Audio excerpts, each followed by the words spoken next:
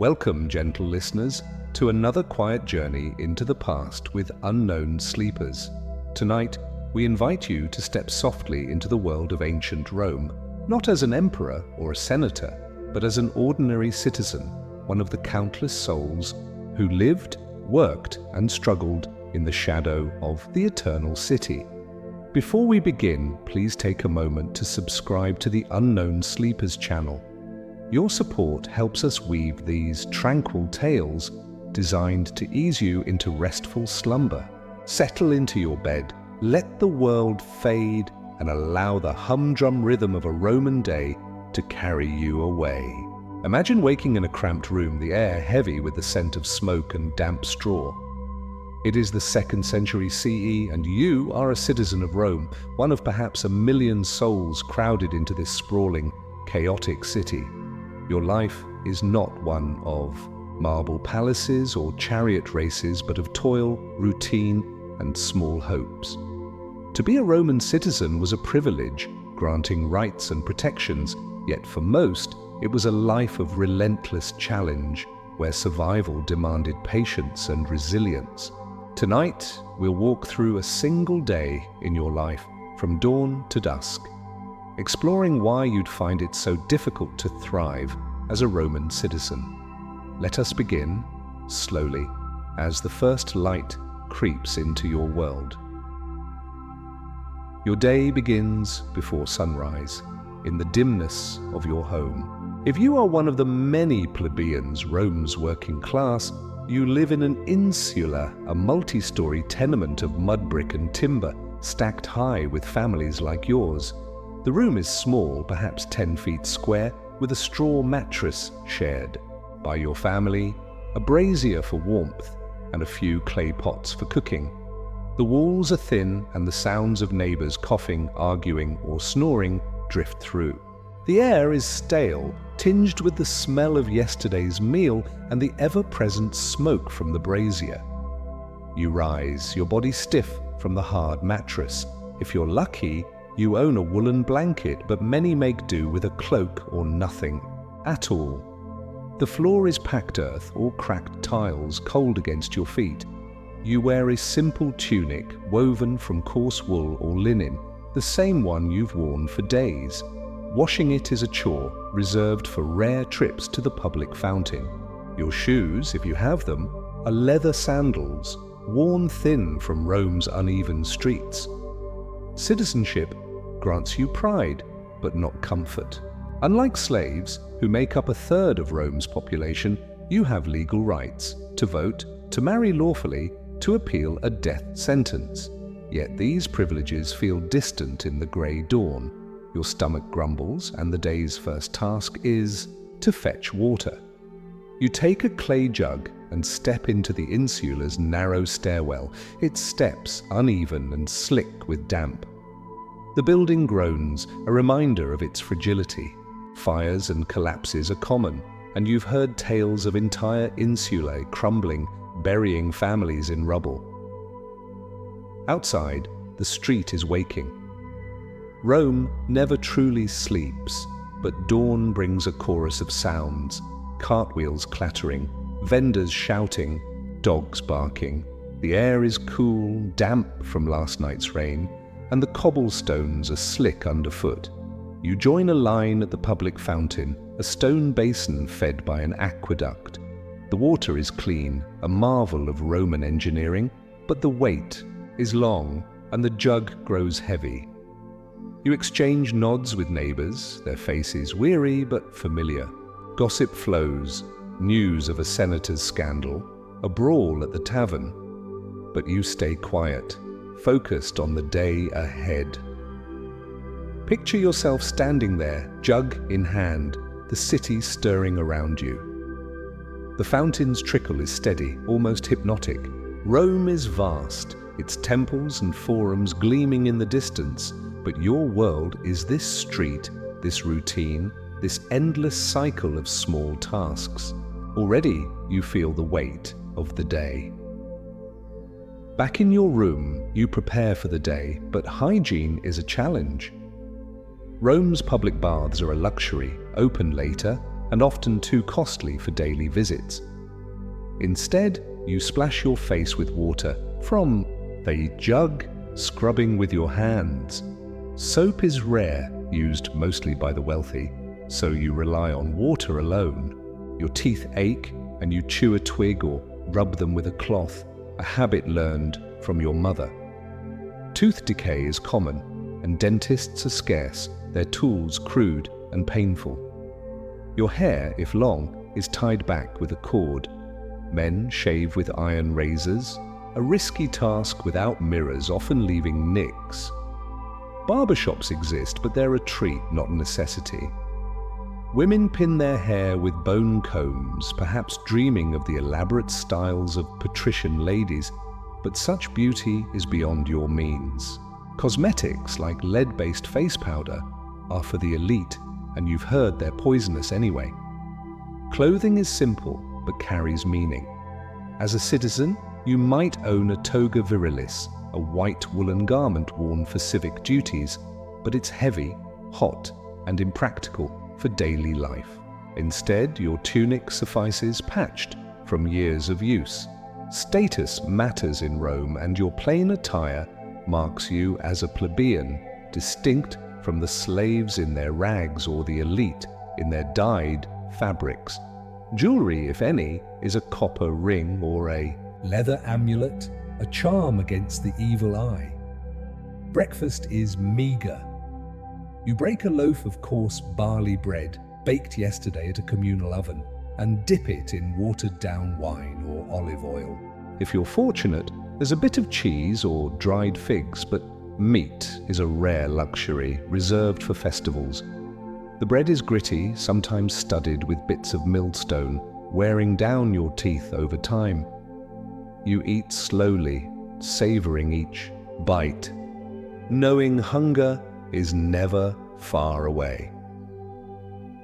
Imagine the bread's rough texture, the faint tang of wine on your tongue. The room is dim, the braziers glow, casting shadows.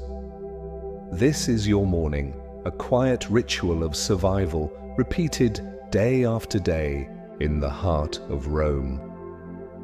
Let us linger on your home, for it shapes your life. The insula is both shelter and burden.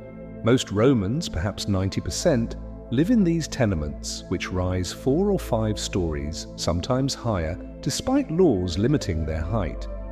The lower floors, built of stone, house shops or wealthier tenants.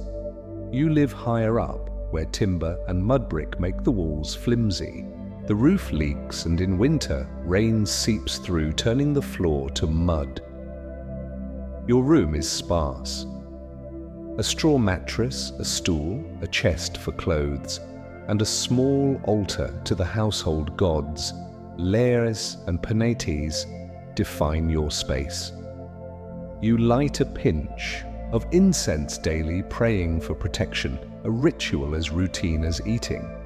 Windows, if present, are small, with wooden shutters letting in light, but also cold and noise. Privacy is non-existent. Neighbors' voices carry, and you know their quarrels as well as your own. The insula is a fire trap. Braziers, oil lamps, and cooking fires spark blazes that can engulf a building in minutes. The Great Fire of 64 CE under Nero lingers in memory, and smaller fires are common. You keep a bucket of water handy, but escape is difficult, the stairwell narrow and crowded. Collapses are another fear, as landlords skimp on repairs.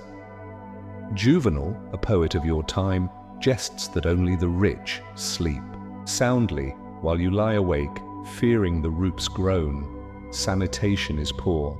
There's no indoor plumbing in your insula. You use a chamber pot emptied into the street or a communal latrine where sponges on sticks serve as toilet paper. The smell is constant, mingling with smoke and cooking odors. Rats and fleas thrive, and disease spreads easily in the cramped quarters. You've lost neighbors to fever, their bodies carried out at night. Picture your room, its walls stained with soot, the altar's tiny flame flickering.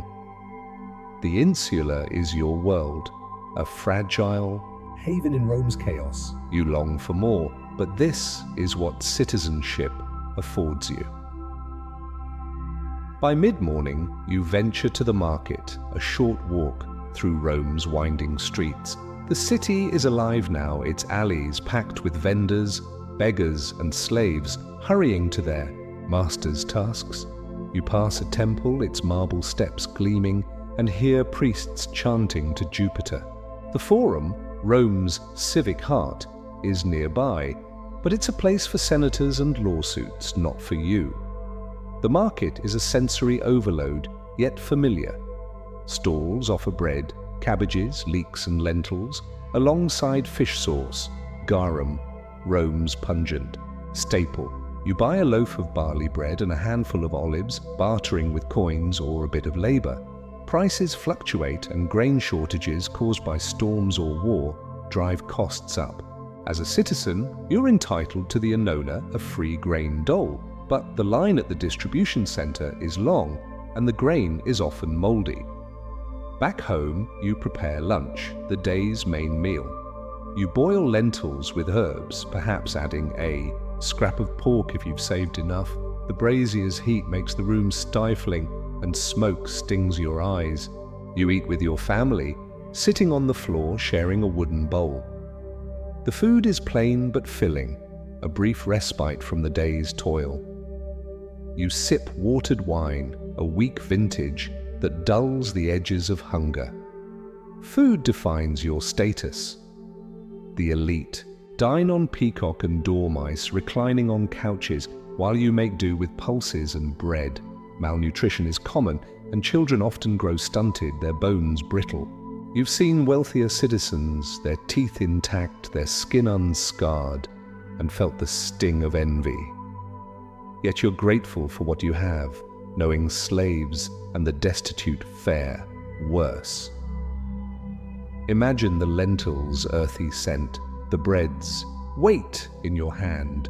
The meal is simple, the room warm and smoky. This is your sustenance, a quiet moment in a city that never pauses. After lunch, you turn to work, the backbone of your life. As a plebeian, your trade is likely manual, a baker, cobbler, fuller, or porter. Perhaps you work in a taberna, a shop on the insula's ground floor, kneading dough or stitching leather. If you're unskilled, you labor as a day worker, hauling goods at the docks or cleaning streets. Women, too, work, spinning wool, selling produce, or nursing children of the wealthy. Your job is grueling. If you're a baker, you rise before dawn to fire the oven, your hands scarred from burns. The mill, powered by donkeys or slaves, grinds flour that dusts your lungs. A cobbler hunches over a bench, piercing leather with an awl, your eyes straining in dim light. Porters carry heavy loads, their backs bent, their feet blistered from Rome's stones. Wages are low, barely covering rent and food, and work is unsteady, dependent on the season or a patron's whim. Guilds, or collegia, offer some support, uniting workers of the same trade. You pay dues to join, attending meetings to pray to the guild's patron god and share a meal. The collegia might help with a funeral or a loan, but they're no match for Rome's inequalities. Patrons, wealthy citizens who employ you, hold power. You visit their villa daily, bowing as a client, hoping for work or a handout. Rejection is common, and the walk back to the insula is long. Accidents are frequent. A fall from a scaffold, a cut from a tool, or a fire in the workshop can end your livelihood. There's no safety net, no insurance. If you're injured, you rely on family or beg, a fate you dread. Slaves work alongside you, their lives harsher, but your citizenship offers little comfort when the day's labor leaves you exhausted. Picture yourself at work, your hands moving in rhythm, the shop's air thick with dust. The hours stretch on, each task blending into the next. This is your toil, the price of survival in Rome. Section 6. Health and illness. Ambient sound, gentle rain, intensifying slightly, distant coughs from neighbors. Your health is a constant concern, for Rome is a city of disease. The insula's crowding breeds illness, and the Tiber River, where waste flows, taints the air. Malaria, spread by mosquitoes in the city's marshes, is common, leaving you feverish and weak. Dysentery from tainted water or food strikes without. Warning, and you've seen children waste away. Respiratory ailments worsened by smoke and dust make breathing a chore. Medical care is limited. Physicians exist, but their fees are high, and their methods, bleeding, purging, or herbal concoctions, often do more harm than good. You rely on folk remedies, honey for wounds, garlic for coughs, prayers to Asclepius for healing, amulets, and charms worn around your neck guard against illness, though you know their power is more hope than fact. Childbirth is perilous. Many women die, and infants rarely survive their first year. You've buried siblings or children, their graves marked with simple stones. The average lifespan is short, perhaps 30 years, though some reach old age, their bodies bent and scarred.